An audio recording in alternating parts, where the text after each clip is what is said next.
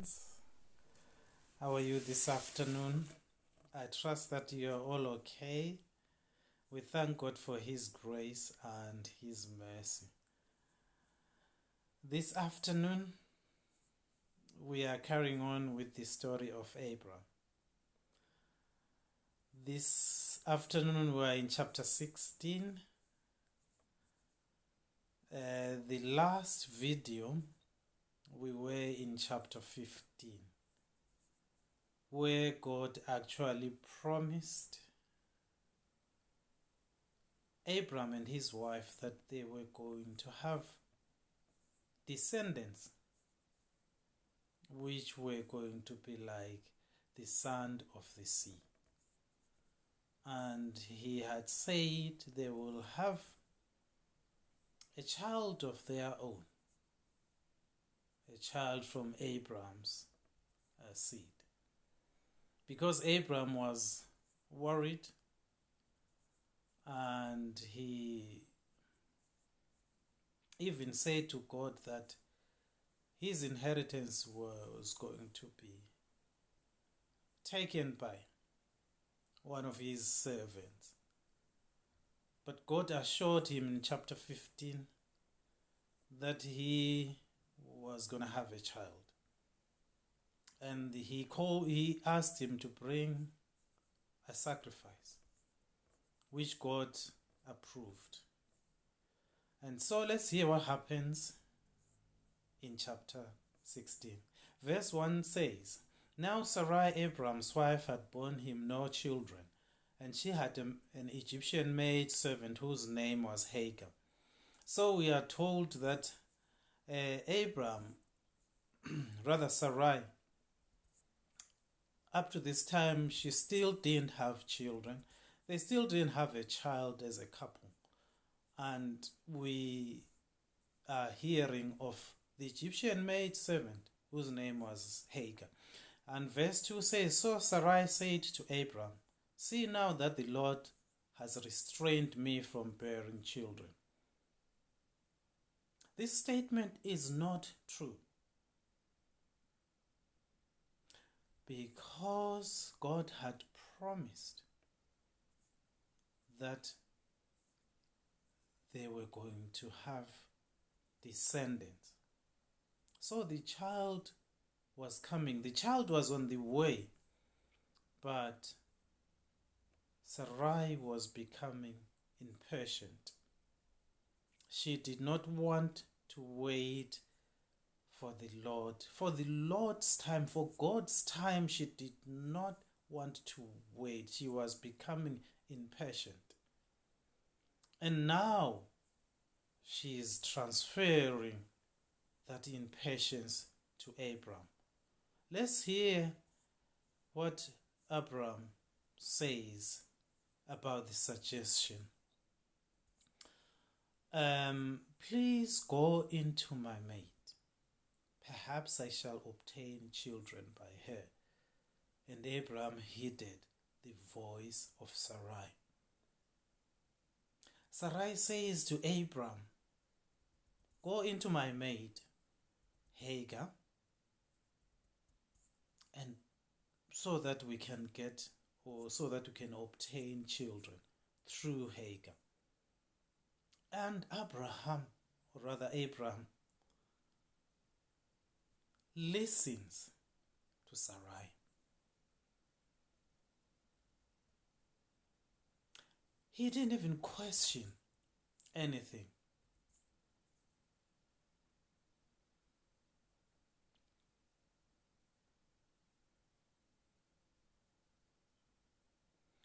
God had promised them that they were going to have their own children or their own child.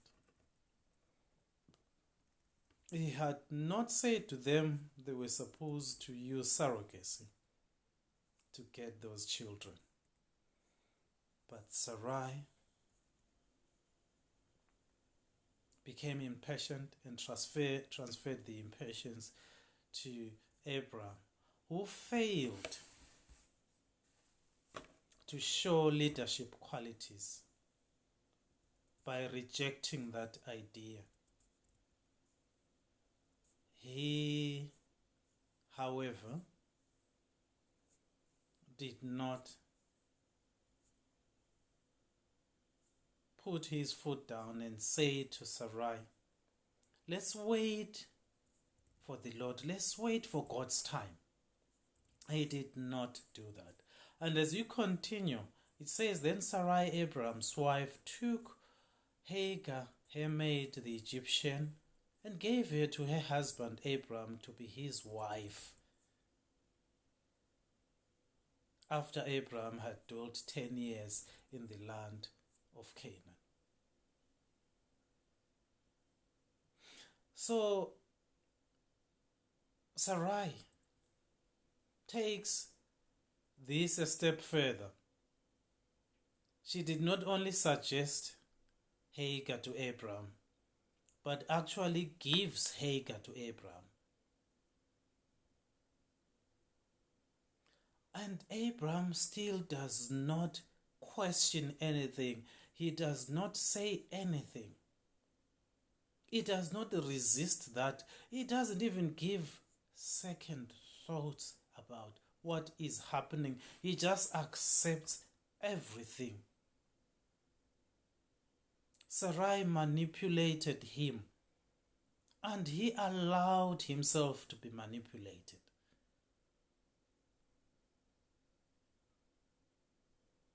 And sometimes as men, we don't take a stand. We don't take our responsibility of leadership. We get manipulated in the process. And we find ourselves in problems.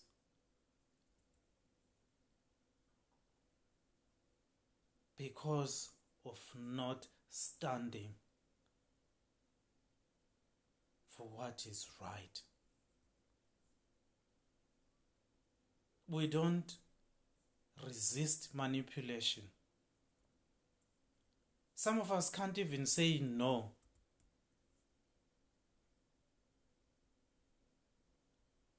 As men, we should take responsibility. God gave us this leadership role in our families. So we should not allow ourselves to be manipulated. It doesn't mean that we have to be dictators, or we have to use dictatorship, but we have to be leaders that are firm,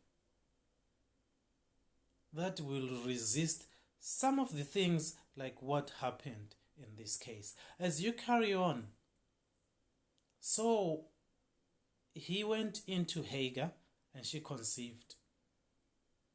And when she saw that she had conceived, her mistress became despised. And Hagar also makes a mistake. Now she's pregnant. She forgets that she's a maid servant. She despises her mistress, which was a mistake as well. And Abraham was supposed to step in and stop that from happening, because I'm sure he saw that happening. But because he had failed from the beginning, he couldn't handle this problem. So he lets things slide even further. And now Hagar is being allowed to despise Sarai, because Sarai couldn't have children at this moment. But God had promised them that they were going to have a child of their own in future. And as you continue, it says that then Sarai said to Abram, my wrong be upon you. I gave my maid into your embrace, and when she saw that she had conceived, I became despised in her eyes. The Lord judged between you and me. So Sarai is actually saying to Abraham, show your leadership qualities. Step in as as a man and sort out this problem. Stop here from despising me. But Abraham failed dismally. And as you continue, it says that so Abraham said to Sarai, indeed your maid is in your hand. Instead of sorting out the problem, Abraham says, your Hagar is in your hand. And we know what happens when a woman deals with a woman. We know exactly what happened. From the experiences that we have seen, women don't like each other. And so let's hear what happens after that. Indeed, your maid is in your hand. Do to her as you please. I can't believe what Abraham is doing.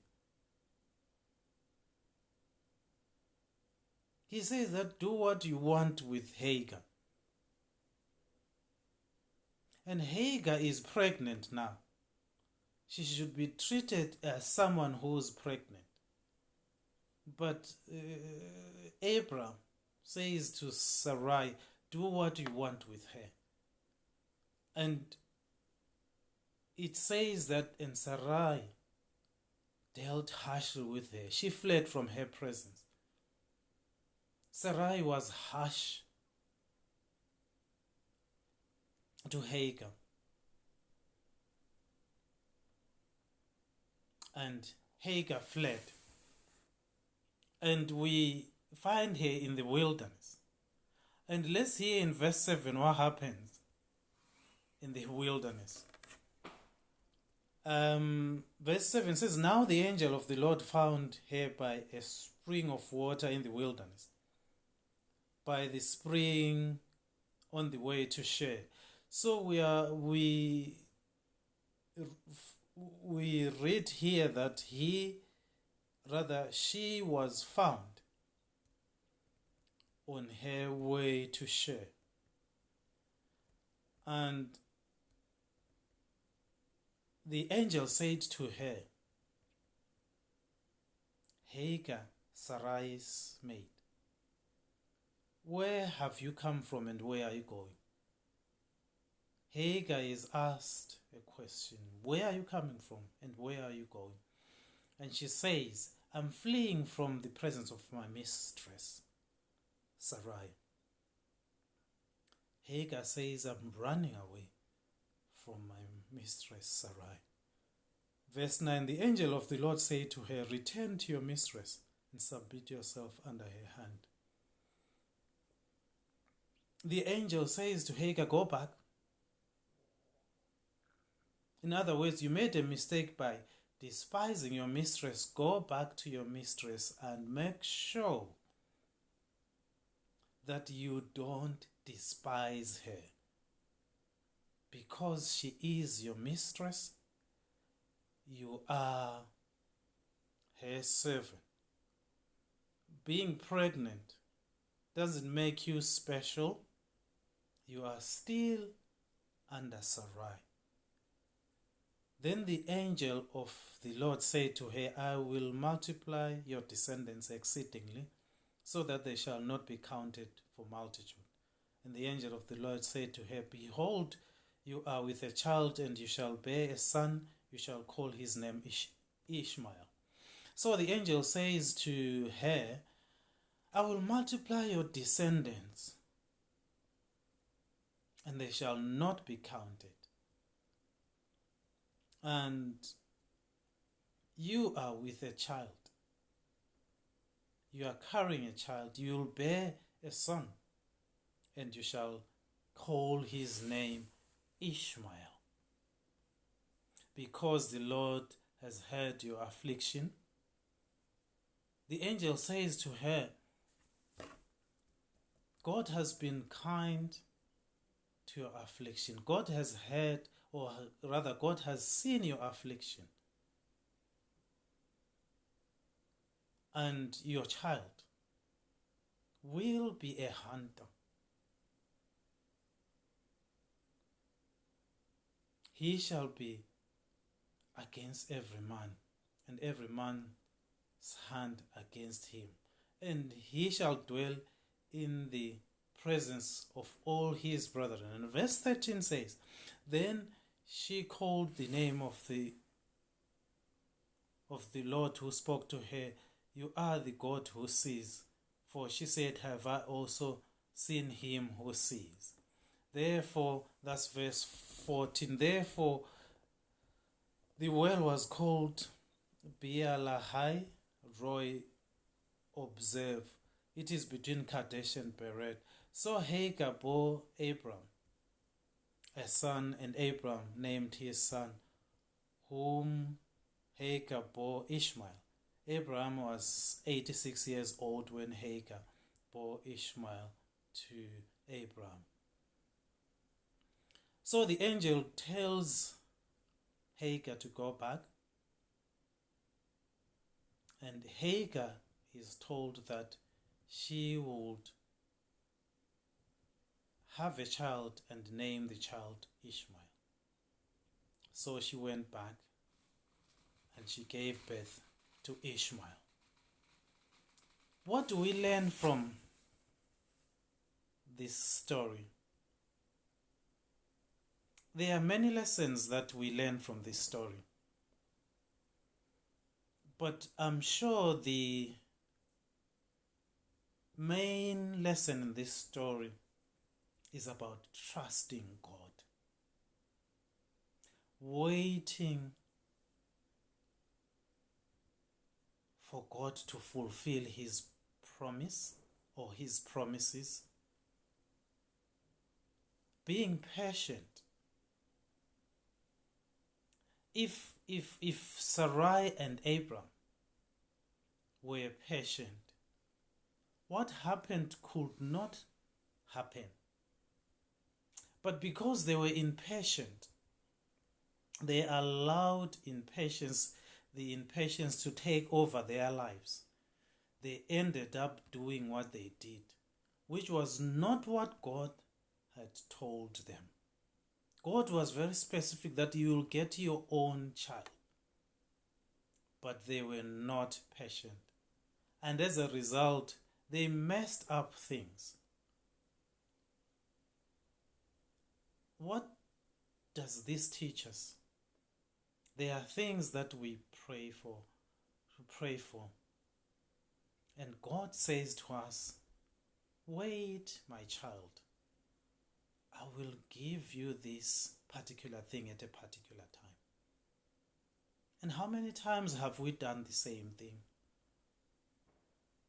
And tried to get those things quicker than God's time. And as a result of doing those things, we end up messing up. So what we learn from here is patience. So whatever you are waiting for, be patient. If God sees that you are fit to get that, God will give you that particular thing at a particular time. So let's learn to be patient. God will do his part. Let's wait for him. He will fulfill his promises. Amen.